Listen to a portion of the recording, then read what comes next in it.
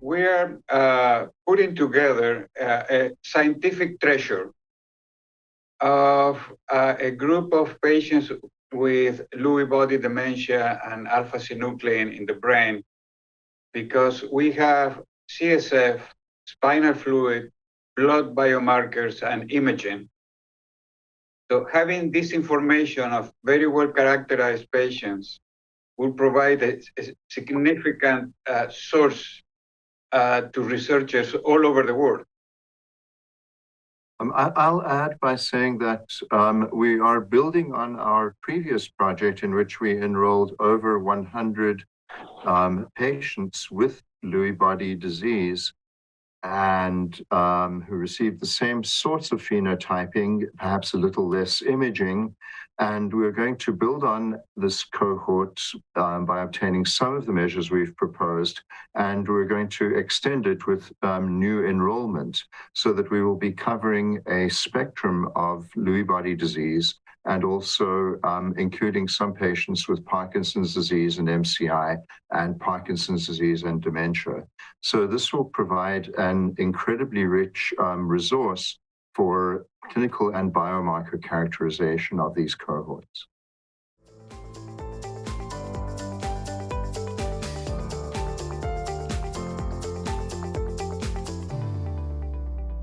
So the earlier research was focused on people with Lewy body dementia, kind of regardless of severity, and we tended to enroll people who had mild to moderate dementia.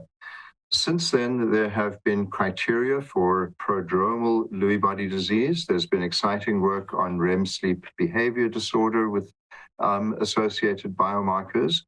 And so we are going to extend our work to include patients who have milder levels of cognitive impairment.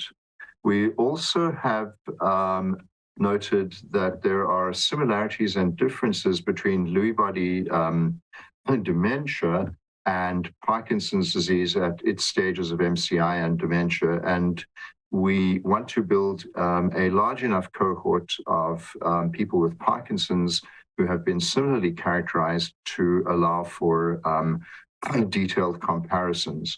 Dr. Lopez can tell us a little more about some of the imaging kinds of imaging methods that we are now building in. Yeah, we are going to, in addition to the spinal fluid and blood biomarkers, we are going to perform very sophisticated volumetric analysis in the MRI of the brain. And we will also get the DAT scan, which is a PET scan specifically developed to identify patients with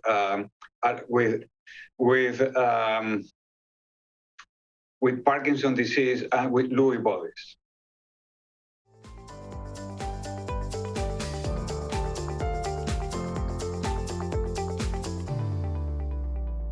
So we are part of the Parkinson's disease biomarker network. The NINDS has funded a large number of R01 type grants and developed a large number of cohorts over the years. We are the largest cohort focusing on Lewy body dementia across its different stages of severity. And so we will be contributing clinical data, which will include both cross-sectional and longitudinal data into the database. We will be depositing DNA, plasma, and CSF samples into a biorepository run by NINDS, which is potentially accessible for people with novel ideas. And as we generate new data from analysis of biosamples and of images, we will be depositing some of that data in the NINDS data repository. People can contact us for accessing some of the clinical data and in particular imaging data if they have ideas for ways to analyze this data. So I think this will be, as Dr. Lopez said, a treasure trove to foster and stimulate research. I would say the value of the data is the longitudinal aspect. So there are many databases with cross-sectional information, but the value of this cohort is the longitudinal information that we will obtain over a period of 5 years.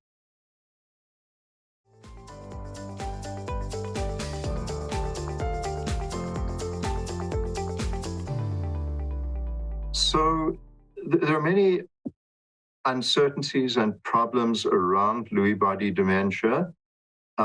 People struggle to get an accurate diagnosis.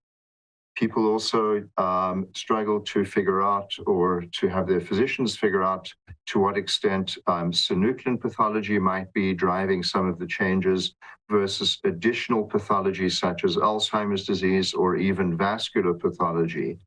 By obtaining the very, very detailed phenotyping and biomarker characterization that we will be doing, we hope to be able to set a reference framework that can be used to demonstrate just how well biomarkers and clinical characterization can actually help to stage the disease and help to provide a really accurate diagnosis.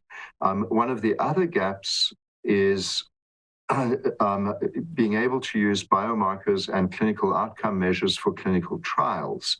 There is increasing interest in clinical trials for Lewy body disease, and we are hoping that our data will serve as a reference and as normative data to be able to help to stimulate and drive clinical trials and similar sorts of studies. Yeah, I would like to reinforce what Doug said regarding to drug trials, and this is coming. So we will see medications for Lewy body dementia in the near future, and having a very well identified biomarkers in the CSF or in blood will help tremendously the design of those studies.